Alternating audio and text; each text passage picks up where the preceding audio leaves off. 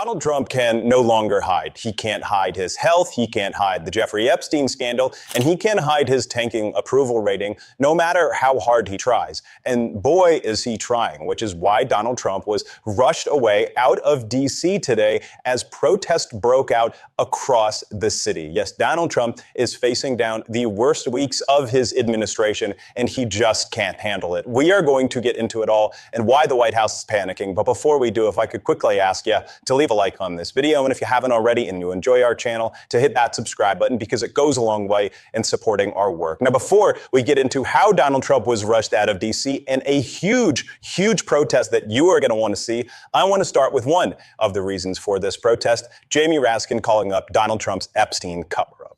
On the Judiciary Committee side, we're going to be releasing an explosive report early next week about how the Trump administration has been systematically dismantling the anti-human trafficking and anti-domestic violence programs and grants across the federal government. Human trafficking programs at the Department of State, at the Department of Justice, at Health and Human Services, USAID, you name it. And we've collected all of that, and we're going to show people that this is an administration that is on the side of the human traffickers and the sex abusers. And if you look at Donald Trump's pardons, and if you look at various actions taken by the Department of Justice, they are overwhelmingly on the side of sexual offenders and human traffickers. So this is not like one kind of lonely, discrete, one-off episode we're talking about. This is now becoming clear, a whole system that the Trump administration is committed to.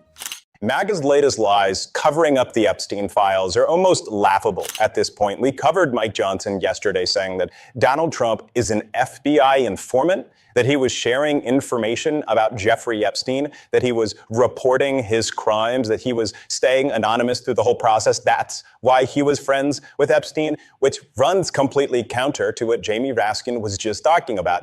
How can you call it a hoax if Donald Trump was involved in busting Jeffrey Epstein? Wouldn't he then very much know that it's not a hoax? But this is part of a longer plan. I think at this point, MAGA Mike Johnson realizes he cannot coerce, he cannot intimidate or scare Republicans in the House away from voting and signing on to that discharge petition to release the Epstein files. He knows what's eventually coming. And so they have to preface, they have to say, well, if Donald Trump's name is going to be in the Epstein files, here's a reason why.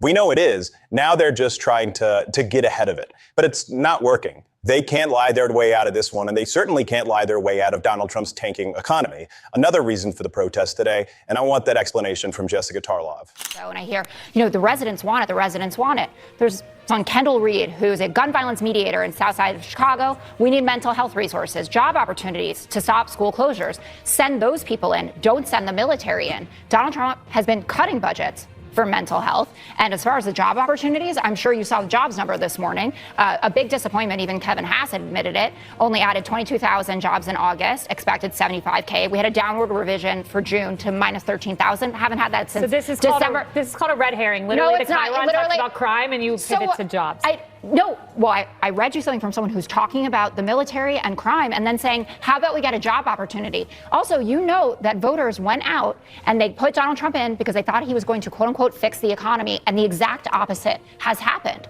You can make people shoot others less. You can bring down crime by giving people job opportunities and a better economic future. And that's all criminals need is jobs. Right. Because they'll just stop shooting each other if they get a job. Where have you heard that before?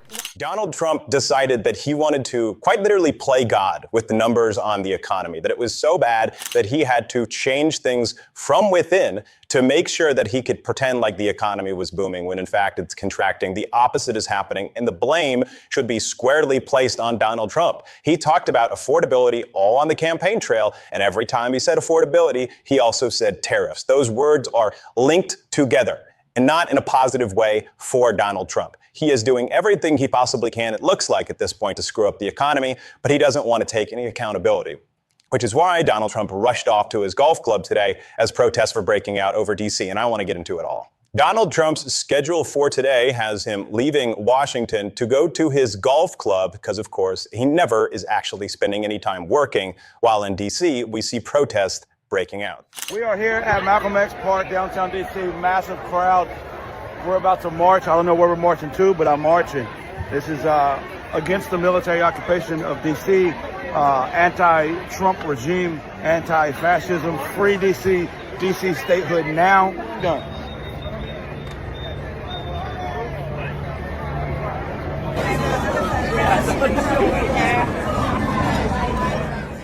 Just incredible scenes all across D.C. of people making it clear that this city will not be taken over by Donald Trump, and this is not going to be a successful first attempt to implement his authoritarian police state, which Donald Trump wants to take all across the country. He's made that clear. On a Truth Social post this morning, he said that Chicago was about to find out why the Department of Defense is now renamed the Department of War. Donald Trump is saying that he's going to war with a blue city, saying that he loves the deportations that are going to come. Donald Trump wants to deploy the military. Donald Trump wants to build out a police state. Donald Trump wants to do all of this to cover for the fact that he is weak. Sure, it's a part of his larger authoritarian plan, but at least some element of this is the ego of it all. Donald Trump even said at the White House last night that after hearing for days on end, everyone thought he was dead, dying, out of his mind, that he wanted to put on some stunt that would make the press stop talking about it and make him look tough. It's the reason why they renamed the Department of Defense to the Department of War. And now Donald Trump is going after Chicago. But J.B. Pritzker is not going to let him. And he made that pretty clear right here. Because it sounds like you're saying there's going to be military in the streets that are going to prevent people from participating in the elections. Is that it, or it's something else? It could be that. It also could be claiming that there's something wrong with the election results or the counting of ballots, so they're going to take control of the ballot boxes. And why do I say this? I mean, why do I suspect that that's in fact what they're doing? Well, look at the history here. Donald Trump encouraged people to be part of a Stop the Steal movement in 2020. When he lost the election, he then went out and fomented engagement in this activity to deny the election, and then fomented the January 6th protesters to do what they did, which is attack the Capitol. And then he pardoned them after they were found to have committed criminal acts. And then let's fast forward to today. He's back in office, and he's talking about maybe people would like a dictatorship. He said that publicly. I mean, that's out loud. You can go look at it. What about his entreaty that, he believes he's just making things up in his head, that there is fraud going on that has helped to elect people to office. They just recently asked for all of the records of people who voted in Illinois. They want all of the records. Imagine all your private information if you're an Illinois resident who is registered to vote. And they're going to find your home address, perhaps your phone number, your registration, or how you voted last time. This is all what's being requested by the Department of Justice. Think about all those things together. What is the purpose of all of that, if not to focus on interfering with the 2026 elections, which clearly he knows he's going to lose? How do we know that? Because now he's asking states to do a mid-decade redistricting. He went to Texas to try to get them to do it. They've now done it. Now he's going to Missouri and Indiana and other states to get them to do it. And, we have to stand up and make sure that we're focusing on what the real aims are, and that is to thwart the elections, to give him more power. You have never held back in speaking out against Trump and calling out what he's trying to do. There are also limitations even within our court system, because even as it relates to the actions of the National Guard, I mean, if you look at California, it's taken months and they're still in sort of the status quo. If they try to keep military on the streets, if they try to use it to prevent people from participating in the process, what are the options at your disposal as governor to do beyond working through the court system? Well, we're focused on following the law, and we do rely upon the court system. California is a good example.